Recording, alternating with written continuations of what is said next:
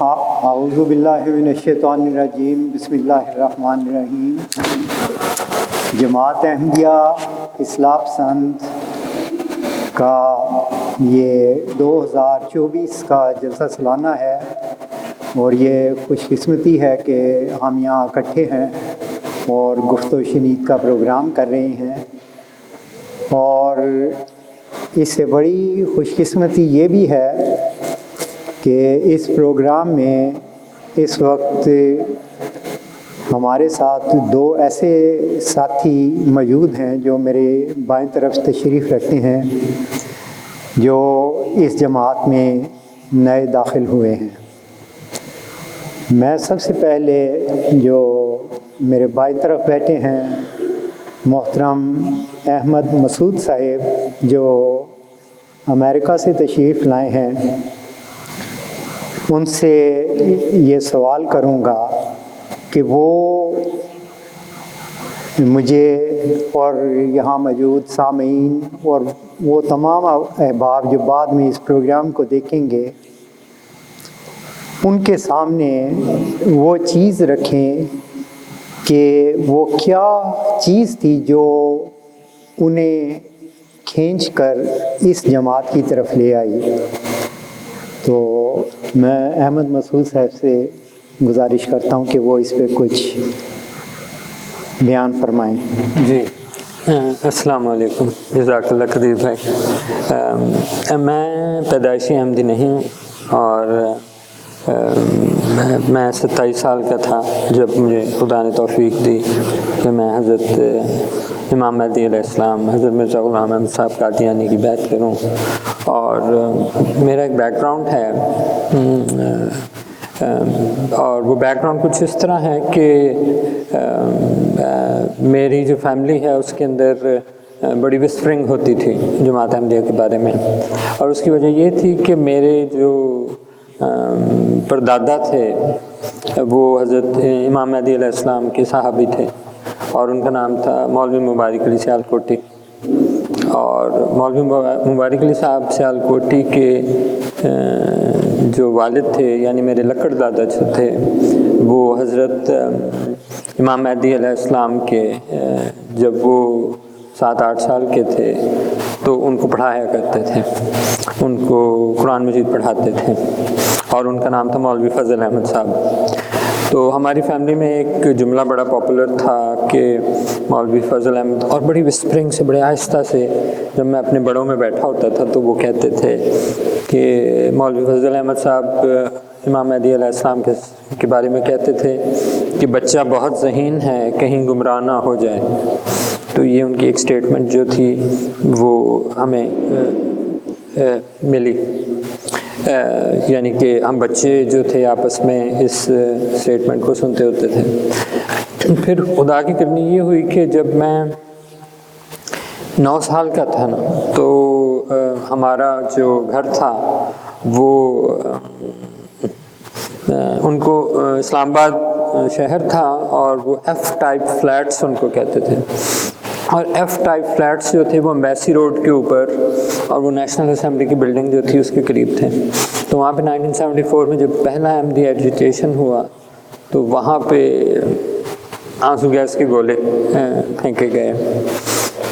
تو وہ مجھے یاد ہے کہ میں باہر بچوں کے ساتھ کھیل رہا تھا، تو آنکھوں میں جلن اور چبھن اور برننگ جو ہے نا شروع ہوئی، اور میرے جن بچوں کے ساتھ میں کھیل رہا تھا وہ دونوں بھاگے، اور ایک بچے کی کیفیت بالکل میری والی کہ میری آنکھوں میں سے بھی پانی آنا شروع ہو رہا ہے، برننگ ہو رہی ہے، اور اس کی آنکھوں میں سے بھی پانی آ رہا ہے۔ تو اس کی والدہ نے پھر مجھے بھی بچایا۔ میں اپنے گھر جانے کے بجائے ان کے گھر میں گھس گیا، تو ان کے گھر میں گھسا تو دوبارہ دھماکوں کی آواز آئی۔ تو وہ بچوں کو کہاں چین ہوتا، تو ہم نے ایک دم دوبارہ کھڑکی کھول لی، تو اس کی والدہ کی آواز آئی بند کر وہ کھڑکی، اس لیے کہ کھڑکی میں سے نا چھوٹی چھوٹی پھوار آ رہی تھی اس کی کلورین کی، اور اوبیسلی اس کے اندر کلورین شامل ہوتی ہے۔ تو یہ جو تھا نا پہلا ٹرامیٹک ایونٹ، جب میں 9 سال کا تھا میں نے دیکھا، اور اس نے 3 الفاظ کا اضافہ میری لغت میں کیا، مرزائی، قادیانی اور آنسو گیس۔ تو مجھے حیرت ہوئی کہ یہ کیا دنیا ہے جس میں یعنی کہ بہرحال انسان کو بڑا ہونے کے لیے نا کچھ درد کی ضرورت ہوتی ہے، کوئی پین کی ضرورت ہوتی ہے، اسی سے وہ آگے بڑھتا ہے. اور تو یہ پہلا تھا واقعہ. پھر اس کے بعد جب میں اپنے بڑوں میں بیٹھا ہوتا تھا تو میری پھپھو کا بڑی ایک ریپوٹیشن تھی فیملی میں کہ ایک بزرگی کی ریپوٹیشن تھی. تو پھپھو کی حیثیت سے آواز آتی ہوتی تھی، وہ باقی تایا جان سے ابو سے بات کر رہی ہوتی تھی کہ دادا جی غصے دے تیز سی بڑے، یہ ان کے پنجابی میں ایک جملہ تھا. تو پھر میں نے کہا کون دادا جی؟ تو وہ میرے پردادا تھے، یعنی کہ امام مہدی علیہ السلام کے صحابی مولوی مبارک علی سیالکوٹی. تو پھر انہی کے منہ سے میں نے دوبارہ بھی جملہ سنا کہ یعنی کہ پھپھو کے پردادا مولوی فضل احمد صاحب یہ کہتے ہوتے تھے کہ بچہ بہت ذہین ہے، کہیں گمراہ نہ ہو جائے. تو اس طرح کا جو انوائرمنٹ تھا نا، اس میں وسپرنگ اور آہستہ آہستہ میں بڑا ہوا. پھر ایک اور عجیب واقعہ ہوا جو کہ 1978 کا واقعہ ہے کہ جب ضیاء الحق نے بھٹو کا تختہ الٹا، ضیاء الحق آیا تو راولپنڈی میں ایک ہوٹل ہوتا تھا جس کا نام تھا پیرس ہوٹل، اور اس کو ایک احمدی فیملی، ایک قادیانی فیملی چلا رہی تھی جس کا نام تھا پیر صلاح الدین صاحب. جی میں جانتا ہوں. ہاں، پیر صلاح الدین صاحب، ان کا بیٹا تھا مطاہر. تو ضیاء الحق نے بڑی اس پہ وہاں چھاپے مارے، اور پھر ضیاء الحق کی پولیس نے چھاپے مارے، اور پھر ضیاء الحق کی جو کینگرو کورٹس تھیں انہوں نے مطاہر کو اور پیر صلاح الدین کو گرفتار کیا. اور وہ بڑا بھیانک دور تھا، یعنی کہ لوگوں کو ہاریفائی اور خوفناک، یعنی کہ خوف زدہ کرنے کے لیے جنرل ضیاء الحق جو تھا وہ پھانسی دیتا تھا سر عام. وہ لمبی گردنیں ان کی ہوتی تھی. It was terrible. اور اس کیس میں پیرس ہوٹل کے کیس میں مطاہر کو بڑے انہوں نے کوڑے مارے تھے، اور پیر صاحب کا جو چہرہ ہے اس کو کالا کیا گیا تھا، شرمندہ کیا گیا تھا. تو یہ 12 سال کا تھا، میں 13 سال کا تھا. بڑی خوفناک وہ عورتوں کی تصویریں بھی انہوں نے لگا دی جو جسم فروشی کے لیے استعمال ہوتی تھیں. تو تایا جان جو تھے وہ بڑے فرسٹریٹڈ تھے کہ یہ کیا طریقہ ہے، ہم کس ظالم نظام میں جو ہے نا ہماری زندگی گزر رہی ہے. اور وہ کہتے تھے میری تو نیندر بھی اڑ گئی ہے، تو میری بھوک بھی اڑ گئی ہے. ان کے یہ پنجابی میں جملہ ہوتا تھا. اس کے بعد جناب پھر میرے ذہن میں سوالوں کا سمندر تھا. مجھے سمجھ نہیں تھی آتی کہ میں کہاں جاؤں اور کس طرح اس کو نا ہینڈل کروں. بہرحال خدا کی کرنی یہ ہوئی کہ میں 17 سال کا ہوا اور FSC کا اسٹوڈنٹ تھا. میری کلاس میں ایک احمدی نوجوان تھا، تو میں نے اس کو، اب وہ ضیاء الحق کا دور تھا، مارشل لاء بھی لگا ہوا تھا اور پابندیاں بھی تھیں. تو میں نے اس کو کہا کہ میں نے پوچھا، تو وہ پھر مربی صاحب اسلام آباد کے وسیم احمد شمس صاحب مربی تھے، تو مربی صاحب کے پاس لے گیا. مربی صاحب نے پھر اچھے شریف نفس انسان تھے مربی صاحب، اور علم بھی تھا، نو ڈاؤٹ اباؤٹ اٹ، اور ایک نا انصاف، سینس آف جسٹس بھی تھی ان میں. انہوں نے پھر میرے سوالوں کے جواب دیے. پھر ان دنوں اب وہی میں نے جو اپنی تقریر میں جگنو والی بات کی ہے نا کہ کس طرح چھوٹی چھوٹی سچائیاں جو ہوتی ہیں وہ بہرحال آپ کے لیے بڑی نایاب ہوتی ہیں. مربی صاحب نے مجھے وہ TDK کے جو کیسٹس ہوتے ہیں مرزا طاہر احمد صاحب کے وہ دیے، 20 کیسٹس دیے. اور اس میں ایک کیسٹ جو تھا وہ غالباً کیسٹ نمبر 4 اور کیسٹ نمبر 20 جو تھا وہ بڑا امپورٹنٹ تھا.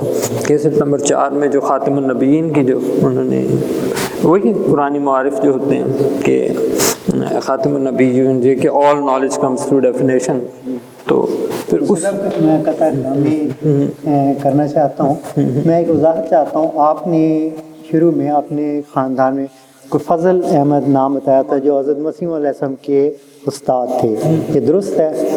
ہاں جی، یہ بالکل درست ہے. اور یہ اگر آپ مجھے وہ میرا بیگ ملے تو میں اس میں جو ازالہ ہمام میں مولوی مبارک علی سیالکوٹی کی جو ڈسکرپشن ہے وہ بھی میں انشاءاللہ پڑھ کے سنا سکتا ہوں اس کے لیے. ہاں جی. تو مختصراً پھر آپ کس وقت احمدیت میں شامل ہوئے اور اس کے بعد اس جماعت میں آنے کی وجہ کیا بنی؟ مجھے جماعت احمدیہ جوائن کرنے میں 10 سال لگے. تو 1983 میں میرا تعلق جو تھا وہ مربی وسیم احمد شمس صاحب سے ہوا. پھر میں آہستہ آہستہ ان ٹچ تھا. اور 1991 میں پھر میرا امریکہ کا ویزا لگ گیا. مجھے ایک کیلیفورنیا اسٹیٹ یونیورسٹی سین برنارڈی جو سن کیلیفورنیا میں یونیورسٹی، وہاں پہ کمپیوٹر سائنس میں ایڈمیشن لے لیا. اگرچہ اب میں کمپیوٹر سائنس کنٹینیو نہیں کر سکا، لیکن 14 مارچ 1994 کو جو ہے رمضان میں میں نے دعا کی، اور پھر جو امریکہ کے مربی ہیں جناب اظہر حنیف صاحب، تو پھر ان کو میں نے اپنا بیعت فارم سائن کر کے دیا. میں اس وقت 27 سال کا تھا، تو اس سے پھر میں جماعت احمدیہ جوائن کی.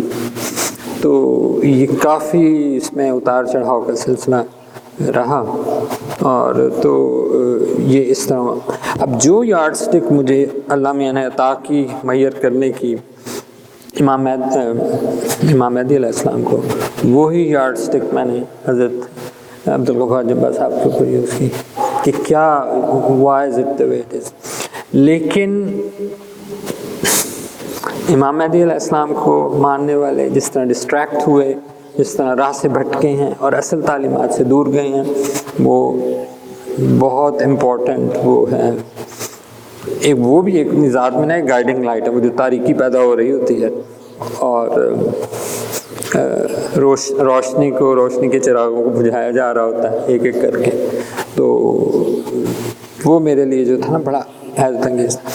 کئی طرح کے واقعات ہیں، رنگ برنگے واقعات. میرا سوال یہ ہے کہ جماعت احمدیہ سے جماعت اصلاح پسند کا سفر یہ ایک لمبا پروسیس ہے، یا آل آف سیڈن جسے کہنا چاہیے کہ نہیں وہ غلط ہیں اور یہ ٹھیک ہے؟ تو ہاں جی، اس میں تقریباً کوئی 28 سال لگے، 28 ایئرس کا یہ پروسیس ہے.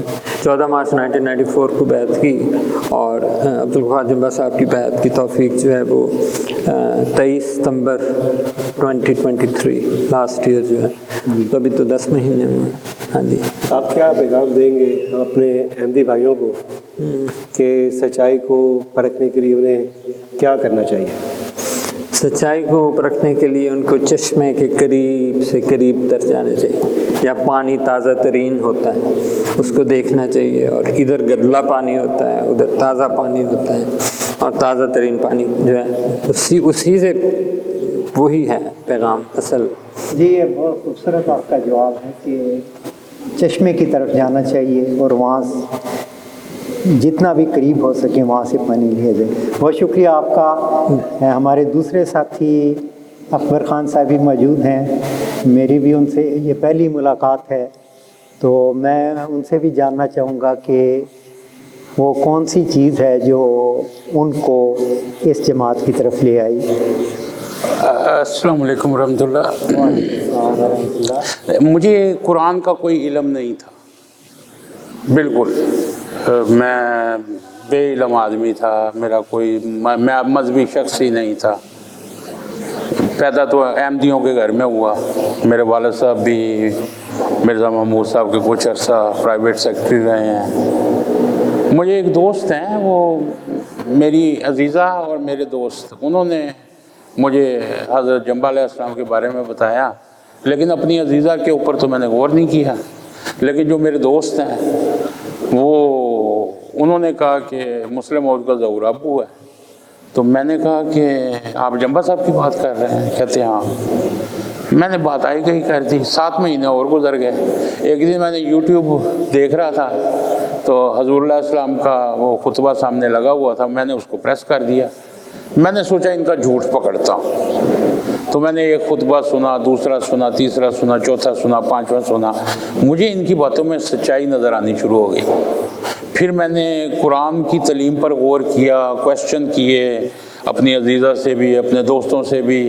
حضور علیہ السلام کے بھی مزید خطبے سنے، طریق احمدیت کو دیکھا، قرآن کی تفسیر کو دیکھا، آیت استخلاف کی. تو مجھے بات سمجھ آنی شروع ہوگی کہ یہ there is something fishy, not something, everything is fishy. तो इस तरह फिर मैंने ना एक दिन अपनी वाइफ से बात की, मैंने कहा मुझे तो हज़रत जंबा अलैहिस्सलाम सच्चे लगते हैं, उनको मान ना लें। कहती मान लो, मैं तो पहले ही बड़ी तंग हूँ उनसे। तो वो भी समझ चुकी थी कि ये तंग करते हैं, ख़राब करते हैं। तो ये था मेरा इस तरफ आने का रास्ता बना। ये कितने अरसा पहले की बात है? ये मुझे 7 साल तो मेरी अजीज़ा ने पहले मुझे बताया था, तो उसको तो मैंने डांट दिया था कि ये तुम किस तरफ जा रही हो, गुमराह हो रही हो, हमारे बाप दादा। जैसे अल्लाह को तो पता है ना इंसान की क्या फितरत, तो वो सबसे पहले ये कहता है कि मेरे बाप दादा, हम अपने बाप दादा के दीन को, जो आज मेरी तकरीर थी उसमें सबसे पहले मैंने यही सूरा निसा की वो आयत की तर्जुमा पढ़ा था कि अपने बाप दादा के पीछे मत लगो अगर वो गुमराही के रास्ते पे हों। तो जब मैंने कुरान अच्छी तरह पढ़ लिया, मैंने ये आयतें देखी सारा कुछ, और अल्लाह ताला रसूल पाक सल्लल्लाहु अलैहि वसल्लम के खलीफों का वादा कर रहा है, और इमाम महदी अलैहिस्सलाम ने कहा कि वो मुजद्दिदीन है, और इन लोगों ने किस तरह हेरा फेरियाँ की हुई हैं। तो इस तरह फिर मैंने हज़रत जंबा अलैहिस्सलाम की बैत कर ली। बैत जिस दिन मैंने की वो एक फ्राइडे का दिन था, मुबारक दिन, और मैंने फ़ोन किया उनको, तो उन्होंने मेरा फ़ोन उठा लिया रैंडमली। मैंने कहा जी मैं अकबर ख़ान बोल रहा हूँ। कहते कोई सवाल जो आप करना चाहते हैं करें। मैंने कहा नहीं हुजूर, मेरा कोई सवाल नहीं है, मैंने सारे सवालों के जवाब ढूंढ लिए हैं खुद ही। तो इस तरह अल्लाह ताला के फजल से मुझे ये सादत नसीब हुई। ज़बरदस्त। आपने अभी खिलाफत का भी ज़िक्र किया, मैं इसके बाद अपने तीसरे साथी की तरफ आता हूँ, लेकिन एक बात मैं भी बीच में शामिल करना चाहता हूँ, क्योंकि मैं तो ग़ालिबन तकरीबन अब 10 साल हो गए इस जमात में शामिल हुए, तो बहुत लिटरेचर भी पढ़ा और ख़ुद भी गौर व फ़िक्र किया, जायज़ा लिया। तो मुझे एक चीज़ जो शायद यहाँ इन 10 सालों में मैंने नहीं देखा किसी ने डिस्कस की हो, वो ये थी कि ये जो आयत इस्तखलाफ पेश की जाती है कि अल्लाह ताला ने वादा कर रखा है मोमिनीन से कि वो खलीफा मुकर्रर करेगा, वो उनके खौफ की हालत को अमन में बदल देगा। ये जमात अहमदिया का तस्वुर मैं देखूं तो यानी जो खिलाफत का निज़ाम है, तो उसमें इस तरह उसको पेश करते हैं कि गोया एक जब खलीफा फौत हो जाता है तो बड़ी खौफनाक हालत आ जाती है, और बस अल्लाह ताला का फजल होता है कि वो चंद बंदे इकट्ठे होके तो एक नया चुन लेते हैं, और इस तरह वो खौफ की हालत दूर हो जाती है 2 दिनों में ही। लेकिन अगर हम इसका तजिया करें और 1500 साल पीछे चले जाएं, जब रसूल करीम सल्लल्लाहु अलैहि वसल्लम फौत हो गए, आप समझें कि वो दिन है रसूल करीम सल्लल्लाहु अलैहि वसल्लम फौत हुए हैं, तो क्या उस वक्त सहाबा का रद्द अमल क्या था? वो चीज़ मैं देखता हूँ कि हज़रत अबू बकर रज़ी अल्लाह ताला अन्हो, उनका करैक्टर मैं देखता हूँ कि वो क्या था। अब उनके बारे में रसूल की सल्लल्लाहु अलैहि वसल्लम फरमाते हैं कि अगर मैं दुनिया में किसी को अपना दोस्त बनाता, उन्होंने लफ्ज़ खलील इस्तेमाल फरमाया था कि मैं अपना दोस्त बनाता तो वो अबू बकर होता, यानी इतना करीबी उससे अपना ताल्लुक़ समझते थे। और हम हज़रत अबू बकर का रवैया देखते हैं कि वो किस तरह फ़िदा थे अपने उस दोस्त पर। एक इंतहाई यानी दुनिया में इससे करीब तल्लक 2 इंसानों के दरमियान आपको नहीं मिलेगा। लेकिन जो असल बात जिसको खौफ ये कहते रहते हैं, मैं वहाँ पे देखता हूँ कि हज़रत अबू बकर उस वक्त मौजूद नहीं थे उस जगह जहाँ रसूल की सल्लल्लाहु फौत हुए हैं। किसी ने ख़बर दी कि वो तो इस तरह उनके साथ मामला हो गया है, वो तशरीफ़ लाए हैं। تو انہوں نے کیونکہ ان کی بیٹی کا گھر تھا اندر گئے ہیں، جا کے رسول کی صلی اللہ علیہ وسلم کو دیکھا ہے، ان کو پتہ چل گیا کہ یہ فوت ہو گئے ہیں۔ اب باہر آئے ہیں تو ٹھیک ہے وہاں کچھ غمی اور اس قسم کی نظر آئی، لیکن جو بات انہوں نے اس موقع پہ کی وہ عظیم الشان بات ہے۔ کہتے ہیں لوگوں، جو شخص محمد کو صلی اللہ علیہ وسلم محمد کو اپنا رب سمجھتا تھا وہ فوت ہو گیا، اندر پڑا ہوا ہے۔ جو محمد صلی اللہ علیہ وسلم کے رب کو اپنا رب سمجھتا تھا تو وہ ہمیشہ زندہ ہے۔ یعنی یہ بہترین دوست فوت ہو جائے تو انسان پہ غم گزرتا ہے، لیکن پتہ چلتا ہے کہ اس عظیم شخص یعنی حضرت ابو بکر کے دل میں اللہ تعالیٰ کا وجود، جس کی رسول کی صلی اللہ علیہ وسلم ساری زندگی جس کا پرچار کرتے رہے، تبلیغ کرتے رہے، وہ روشن ہو گیا ہوا تھا، ان کو اصل حقیقت مل گئی تھی۔ تو اس کے بعد دیکھیں کہ انہوں نے فوراً پورے سسٹم کو سنبھال لیا ہے، یعنی اگر کوئی خوف تھا بھی تو انہوں نے رفع دفع کر دیا ہے اس کو۔ یہ ہے اللہ کی ہستی پر کامل اور حقیقی ایمان رکھنے کا نتیجہ، کہ وہ ساری دنیا کے تعلقات کو ایک طرف رکھ دیتا ہے اور مضبوط تعلق اس خالق کے ساتھ انسانی روح کو جوڑ دیتا ہے، جس کے بعد پھر کوئی غم نہیں ہے۔ تو میں اب اس معاملے میں اپنے ساتھی ظہور صاحب سے سوال کروں گا کہ جماعت احمدیہ میں جو خلافت کا کانسیپٹ ہے اس کے بارے میں وہ مزید جو کچھ کہنا چاہیں تو وہ پیش کریں۔ دیکھیں، جماعت احمدیہ میں خلافت کا جو نظام ہے، یہ اگر ہم غور کریں حضرت امام مہدی علیہ السلام کی جب کتب کا مطالعہ کرتے ہیں تو ہمیں ایک چیز ملتی ہے کہ حضرت امام مہدی علیہ السلام اپنے بعد اپنے ماننے والوں کو کچھ چند نصائح دے کر گئے تھے۔ انہوں نے کہیں پر بھی یہ نہیں فرمایا کہ میرے بعد خلافت ہوگی اور آپ نے خلافت کے ساتھ بالکل وابستہ رہنا ہے۔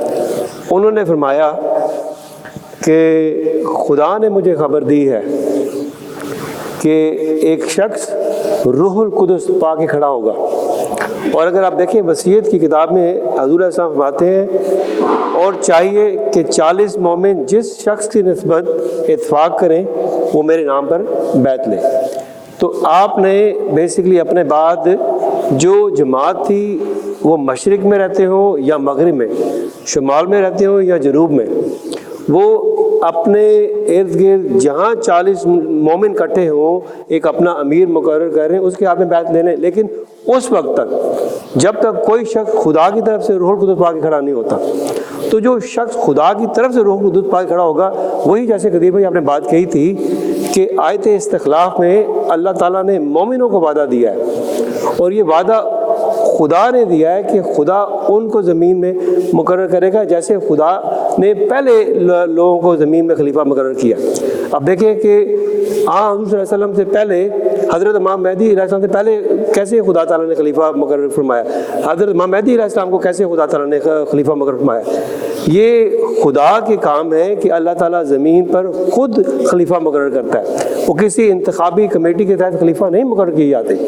اصل یہ خلافت ہے اور یہ تعلیم ہے حضرت امام مہدی علیہ السلام کی، اور امام مہدی علیہ السلام رسول پاک صلی اللہ علیہ وسلم کے خلیفہ تھے، اور جو غیر شرعی نبی ہوتے ہیں ان کی تو خلافت نہیں ہوتی، تو خلافت کا تو کوئی کانسیپٹ انہوں نے نہیں دیا۔ حضرت امام مہدی علیہ السلام کو پتہ تھا کہ اسلام آؤں سے کے بعد کیا ہوا ہے خلافت کے نام پر۔ اس کے بعد انہوں نے جو نصائح پیش کی ہیں وہ بالکل صاف بتا رہے ہیں کہ حضرت امام مہدی علیہ السلام کے بعد ایک شخص نے ان کی جماعت میں ان کے کامل ذل کوئی شخص ہوگا جو آگے اسے اللہ تعالیٰ روح القدس سے کھڑا کرے گا۔ یہ قدیر پہ میں کہنا چاہتا ہوں۔ بہت شکریہ۔ میں نے بھی کیونکہ اس چیز کو کافی اسٹڈی کیا ہے،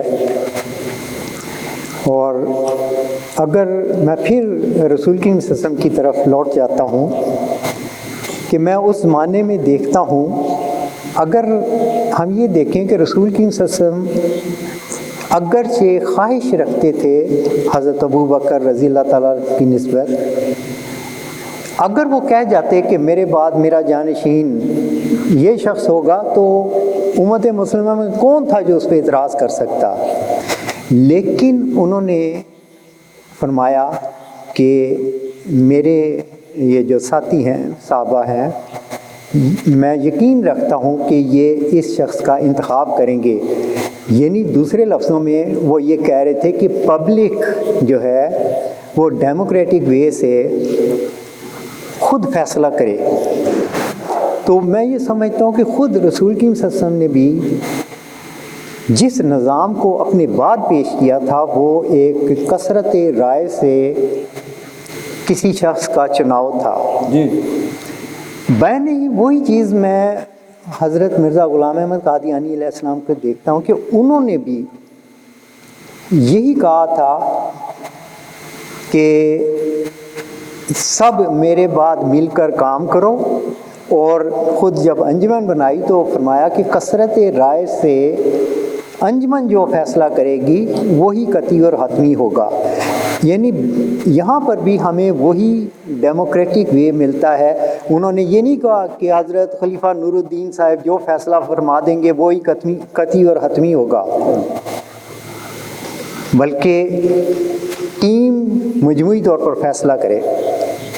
تو یہ چیز ہمیں وہاں نظر آتی ہے حضرت مرزا غلام احمد قادیانی علیہ السلام کے ہاں بھی، جو رسول کریم صلی اللہ علیہ وسلم کے ہاں نظر آتی ہے، اور یہ چیز ہم دیکھتے ہیں کہ بگاڑ اس کو کہتے ہیں کہ نئی عوام کی کوئی رائے نہیں ہے، یہ ہمارے چند لوگ فیصلہ کریں گے۔ یہ بہت بڑا فرق ہے، اور چند لوگ کون سے ہیں؟ وہ اپنے ہی ملازمین ہیں جن کی اکثریت ہے، تو یہ وہ ڈیموکریٹک وے تھا ہی نہیں۔ میں اس بات کو آگے چلتے ہوئے بڑھاتے ہوئے محترم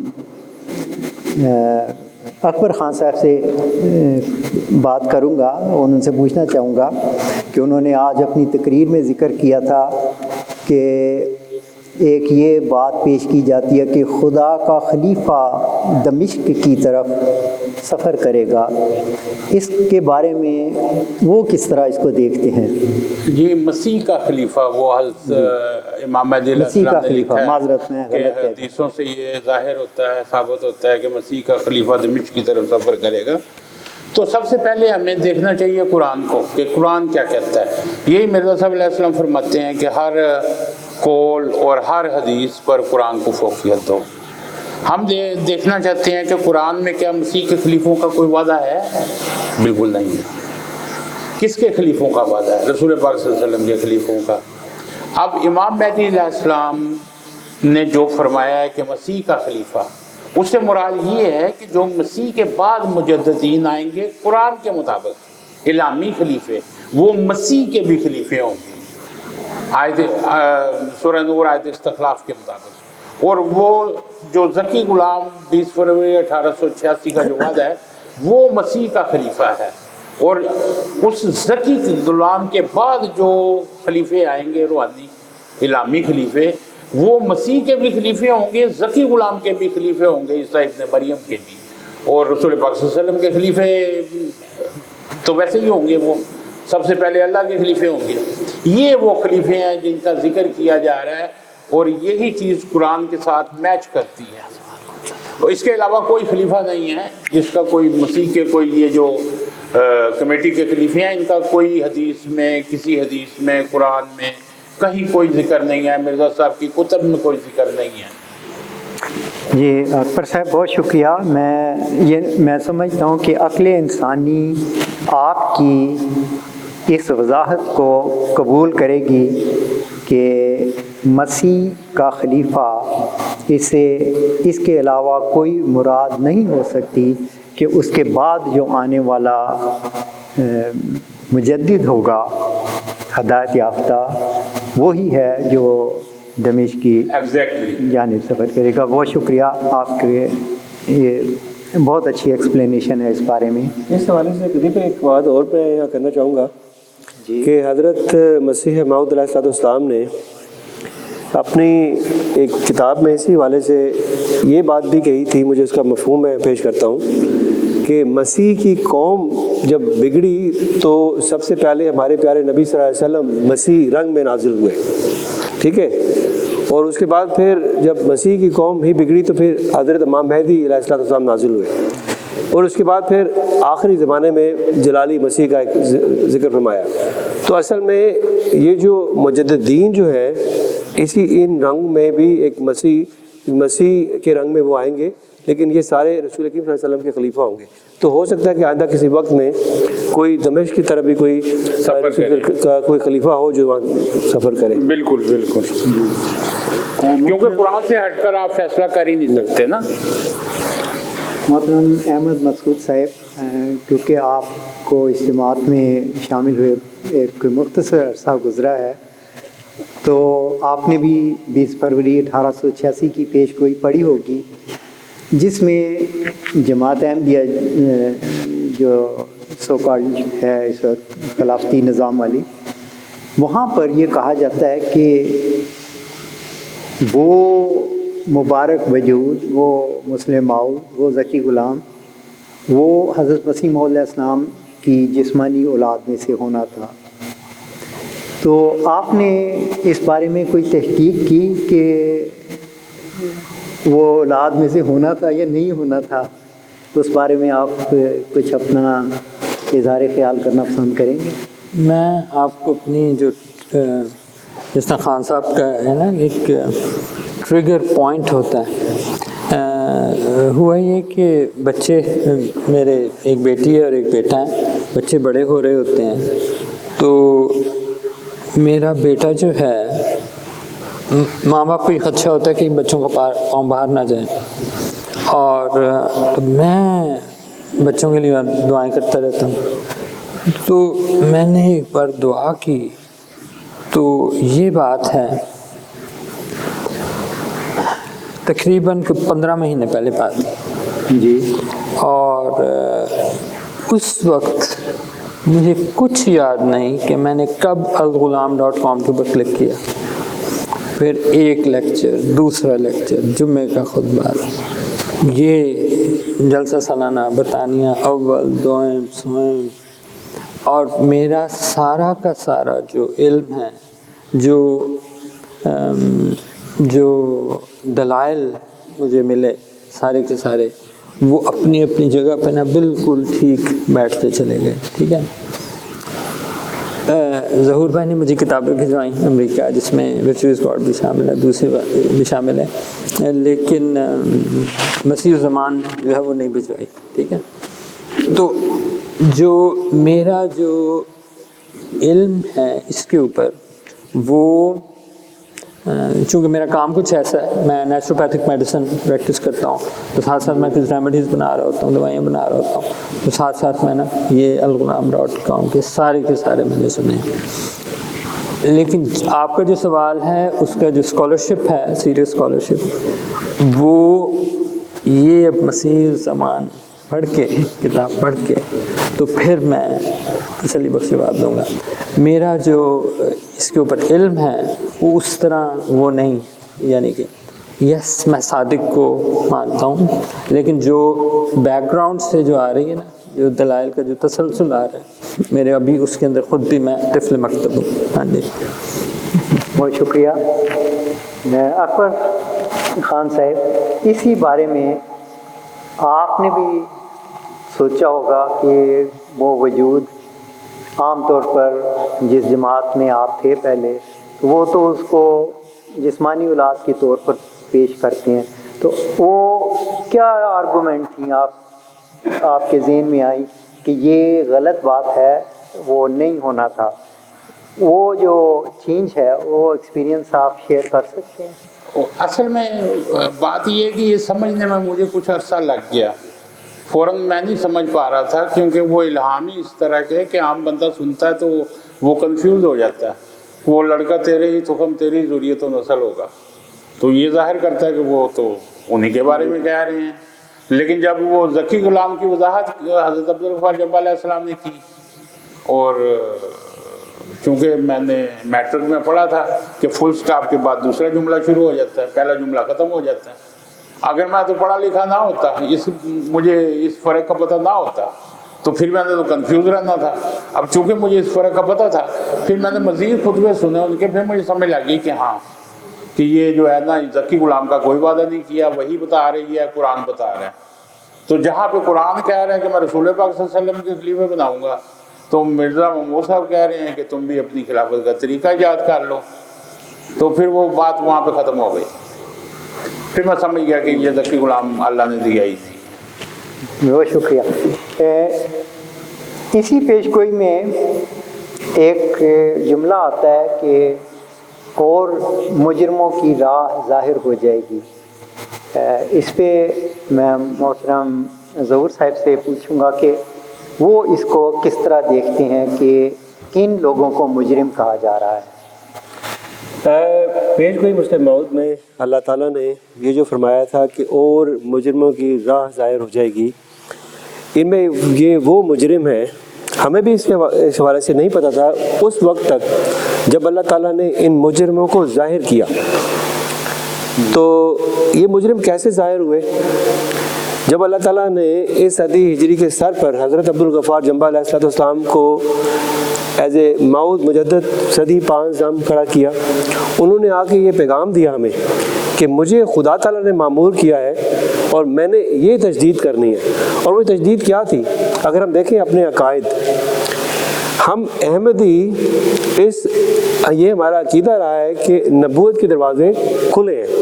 اور پاکستان میں ہم نے جتنی مسلمانوں سے مار کھائی اس حوالے سے کہ نہیں حضرت امام مہدی مرزا غلام احمد خدا کے نبی ہیں. ہم کہہ دیتے تھے کہ وہ مجدد ہیں، وہ محدث ہیں. نہیں، انہوں نے علن اعلان کیا جب خدا نے فرمایا کہ وہ نبی ہیں. لیکن اب ہم دیکھیں کہ اگر جماعت کا جو اب سیٹ اپ ہے، اس کو جب دیکھتے ہیں تو نبی آ نہیں سکتا اس نظام کے اندر. وہ کون مجرم ہے جو اس نبی کو آنے کے لیے روکتے ہیں؟ یہ ان مجرموں کی بات ہو رہی ہے جو خدا کے راستے میں رکاوٹ کھڑے بیٹھے ہیں اور سمجھتے ہیں کہ خدا ہمارے ماتحت ہو گیا اور ہم خدا سے بڑھ کر ہیں اور ہمیں نبی کی ضرورت نہیں ہے. تو اللہ نے فرمایا تھا کہ ان مجرموں کی راہ ظاہر ہوئے گی. یہ وہ مجرم ہیں جو ہمارے نام نہاد انتخابی خلیفہ ہیں، جو حضرت امام مہدی علیہ السلام کے بعد جنہوں نے خلافت کی گدی کو سنبھالا. اور یہ مجرم آنے والے موعود مجدد کا انکار کر رہے ہیں، آنے والے رسولوں کا انکار کر رہے ہیں. احمدیت اسلام احمدیت تو وہ زندہ مذہب ہے کہ جہاں پر وہی الہام اور سارے دروازے کھلے، لیکن انہوں نے تمام دروازے بند کر دیے. مجددین نہیں آ سکتے. اچھا، یہ مجرم کیسے سامنے اللہ تعالیٰ نے ان کو لے کے آئے؟ اب اگر آپ دیکھیں ریسنٹلی ندا النصر صاحبہ کی ایک آڈیو، وہ کہتی ہیں کہ خدا نے میرے دل میں ڈالا کہ تم ان باتوں کو باہر پبلک میں لے کے آؤ. اللہ نے ان کے دل میں کیوں ڈالا؟ کیونکہ ہم احمدیوں کے دلوں میں اور دماغ میں جو ڈال دیا گیا ہے کہ یہ بہت ہی مقدس اور بڑے اعلیٰ اور بلند مرتبہ والے لوگ ہیں، ان کا پردہ پاش کیا اور یہ مجرم ظاہر کیے گئے کہ انہوں نے اسلام کی تعلیم کو چھوڑ دیا ہے. اگر آپ دیکھیں مرزا مسرور صاحب کی وہ آڈیو جنہوں نے ندا کے ساتھ ہے، وہ قرآن سے ہٹ کر ایک تعلیم دے رہے ہیں. کیا خدا کا خلیفہ قرآن کو چھوڑ کر کوئی تعلیم دے سکتا ہے؟ قدیر بھائی کیا کہتے ہیں آپ اس والے سے؟ یہ درست ہے، میں آپ سے متفق ہوں. آپ کا انداز اپنا ہے اور بالکل درست ہے. میں بھی اس بارے میں وہی رائے رکھتا ہوں جو آپ رکھتے ہیں، لیکن میں اس کو اس طرح بھی دیکھتا ہوں کہ اگر میں قرآن جو ہمارا مین فریم آف ریفرنس ہے اس کو پڑھتا ہوں تو حضرت آدم سے لے کر مرزا صاحب تک ہر شخص نے ایک ہی بات کی کہ مجھے خدا نے وحی سے یہ خبر دی کہ تو اس زمانے کا امام ہے. یعنی اللہ اور اس بندے کے درمیان جو وحی کا سلسلہ ہے اس کو بنیاد بنایا گیا. اب یہاں پر میں ان کو مجرم اس وجہ سے سمجھتا ہوں کہ سارے قرآن کی بیسک اسپرچول میسیجز کے خلاف یہ کہتے ہیں کہ نہیں خدا نہیں اب بنائے گا، کوئی روح القدس سے اس طرح نہیں کھڑا ہوگا. تو اس کا مطلب یہ ہے کہ یہ لوگ پورے قرآن کی حضرت آدم سے لے کر مرزا صاحب تک کی جو بنیادی چیز پیش کی تھی کہ یہ وجہ ہوتی ہے کہ خدا الہام سے کسی کو چن لیتا ہے، اس پہ فضل کرتا ہے، اس کا انہوں نے خاتمہ کر دیا کہ اب قیامت تک ہم لوگ ہی اپنی ہی کمیٹی سے بنائے ہوئے نمائندوں کے ساتھ قوم کے سربراہ رہیں گے. تو یہ سب سے بڑا جرم ہے جو انہوں نے کیا. تو میں اس کو اس رنگ میں دیکھتا ہوں. اگر میرے ان ساتھیوں میں سے کوئی مزید بات کرنا چاہتا ہو تو موسٹ ویلکم، ادروائز پھر ہم اس پروگرام کو وائنڈ اپ کر دیں گے. ہاں جی، میں یہ سمجھتا ہوں جی کہ جو اصل مجرم ہے نا، جو آگے سے کوئی حملہ کر رہا ہو نا، تو آپ اس کو دیکھ سکتے ہیں، اپنا دفاع کر سکتے ہیں. لیکن جو بیک سٹیبر ہوتا ہے نا، وہ ہوتا ہے اصل جو انجری، جو سرٹینٹی جو ہوتی ہے، یقینی کیفیت بیک سٹیبر کی ہوتی ہے. بہت شکریہ. میں اپنے تینوں ساتھیوں کا شکریہ ادا کرتا ہوں، وہ تشریف لائے اور اپنے اظہار خیال کیا. تو اس کے ساتھ ہی اس پروگرام کو ہم ختم کرتے ہیں. فی امان اللہ. خدا حافظ. جزاک اللہ.